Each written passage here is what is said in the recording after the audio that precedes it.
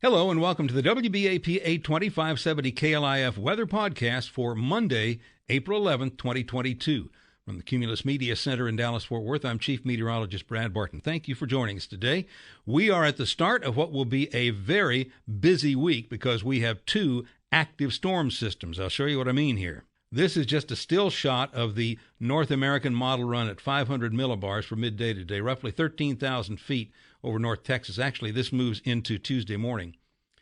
This model has a prediction of the upper atmosphere on Tuesday morning, kind of Tuesday morning into the noon hour, but it really illustrates the two storm systems. That's the main thing here. You can see the big northern stream storm system over the Rockies, but just southeast down in Texas, which we call a shortwave or an upper-level impulse, a fairly strong upper-level impulse that will be the start of a severe weather event tomorrow in North Texas and points to the northeast. Okay, here's our visible satellite loop from this morning over Texas with a little surprise on it already. Notice the showers and storms that started building up just after daybreak around Cleburne, southwest of Dallas-Fort Worth. They're probably not going to become severe, but they have produced some small hail, even had some dime-sized hail at the National Weather Service office in North Richland Hills this morning. But once again, this is probably not our biggest day. Tomorrow will be our biggest day, and it looks like these storms are kind of encountering the cap, especially across north-central Texas and the Dallas-Fort Worth area. You probably heard of the cap, but I'm going to show it to you now. This is the actual chart generated by the weather balloon launched from the National Weather Service office north of Fort Worth at about 6 this morning.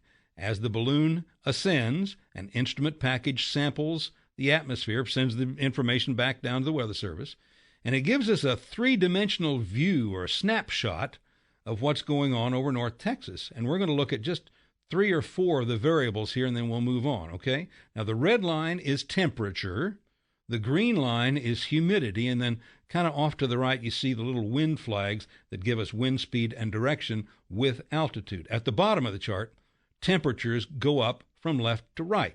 So this is called a skew T log P chart, and it used to be made by hand. Now it's made by computer, thankfully. Anyway, as we watch the weather balloon go up, it gets up to about 1 kilometer, roughly 3,300 feet over North Texas, cooling at a normal rate, and then all of a sudden that red line moves sharply back to the right, and it actually warms up about 7 or 8 degrees. In normal situations, dry air cools at about 3 degrees per 1,000 feet, but when it encounters a layer of warm air like that, it stops rising. So it's been capped, at least temporarily. Now, the other thing that makes today a less likely severe weather day for North Texas is the fact that the green line, which is humidity, shows that the air is pretty dry aloft, so there's not a lot of moisture to work with. So if a storm could break the cap, and we'll see some breaking the cap, we've seen some trying to develop already this morning on the satellite, DFW could have a few storms if it can pop through another 1 or 2 kilometers of the atmosphere and then get back to the level of free convection or convection, I should say, and then we go on from there. So we could have some brief, gusty thunderstorms. They wouldn't amount to much, but brief, gusty thunderstorms, and already had a couple in the Dallas-Fort Worth area. All right, now let's move through the surface maps quickly. During the noon hour, okay, here's what we have. Not much going on in our area, but again, when we, see this dry line at the surface, we could see storms develop on it this afternoon. Not likely because of the warm, dry air aloft. That's why the Storm Prediction Center has put just a slight risk of severe weather over our area, okay? Just a slight risk, but it's something that we'll have to, kind of keep an eye on today. It's going to be worse up in Arkansas, of course. Northwest Arkansas, just a little over a week after an EF3 tornado struck Springdale, Arkansas. The late afternoon surface map shows Texas generally quiet with some heavy storms in Arkansas. And then look at all that snow moving out of the Pacific Northwest into the northern Rockies. Quite a winter storm weather event there now. And if we move on to the next surface map, this is for Tuesday morning. You can see some big snows underway in the northern Rockies approaching Denver. This is going to be big winter weather increasing across the Rockies.